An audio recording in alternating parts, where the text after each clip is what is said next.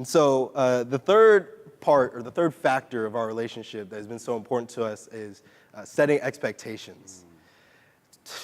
Where do I even begin? Talk about high standards when growing up. It would be whether it was school or whether it was simply just going to hang out with friends.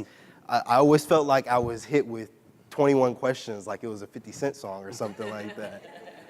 But I remember growing up, I would get a good grade in school. Maybe it was like an 88 or 89, B plus, high B. I felt good about myself. And I would take it home, or he would see the grade, and right after he would congratulate me on the good grade, he would say, "So you couldn't get a 91? Couldn't get an A minus?" And it was like, wow, like, really? I thought I did good. Even when it wasn't school, like I said, I just wanted to go hang out with some friends, it was never as simple as, hey, I'm gonna go over to so-and-so's house and we're just gonna hang out, I may spend the night. Nah. It was, where do they live? Who's their parents? Do I know their parents? What's their number? What's the address? How you getting there? You spend the night? No, I need to know if you spend the night. Do I need to come get you in the morning? It was just like, there was times where I literally would say, no, I can't hang out before I even knew that I couldn't hang out, because it was easier than just going and getting denied. But at the end of the day, through all of this challenging, you've helped me become a more strong-willed person. Mm-hmm. I'm a critical thinker. I know how to make decisions effectively. Mm-hmm. So I thank you for that. But I gotta ask, why is it that you set these expectations on me from so young? Well, you touched on it a little bit right there. I just felt like that it was important if you were going to have expectations of yourself, then you needed to learn at a very young age what that meant. And so from the get-go, we wanted to make sure that when you looked in the mirror in the morning, you liked the person in the mirror, you expected something from the person in the mirror. The person in the mirror was self-confident and had high self-esteem. And so part of my reasoning for doing that was, putting those expectations, was to make sure that was built into you as you were growing up. One of the things that he just touched on, the school situation, getting an 88 or an 89, and notice he said I congratulated him. I didn't just immediately say, you could get a 91, but it was like, oh, great job, dude. Now, let's push a little bit. And that was just my way of saying to him, if you put a little bit more work into it, better things could come out of it.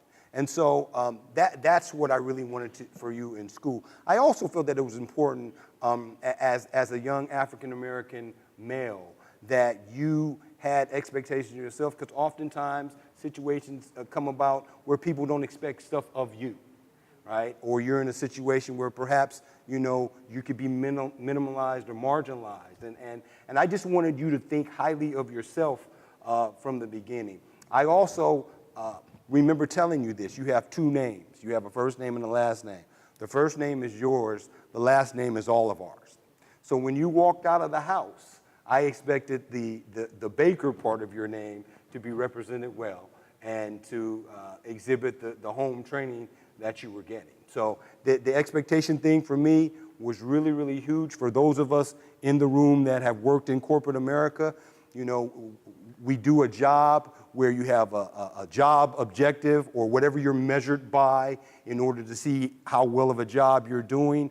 And I just kind of felt that if my sons didn't know what they were expected to do, or what they were going to be measured by, or what their objective was, how could they reach it? So that was the thinking behind it.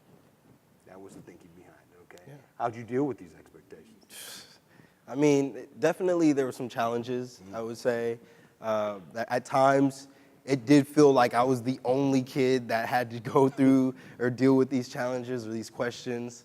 But also, at times, it kind of felt like it wasn't good enough. But as I touched on earlier, as I've gotten older, I've become more strong-willed of that, and you touched on it as well. I have expectations of myself that are higher than those, especially in the workplace, that are higher than those that I'm working underneath.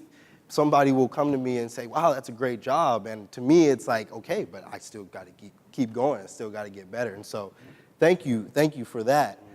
But the thing that you always did, whether I agreed or not, the thing you always did whenever you challenged us was you gave us an explanation why.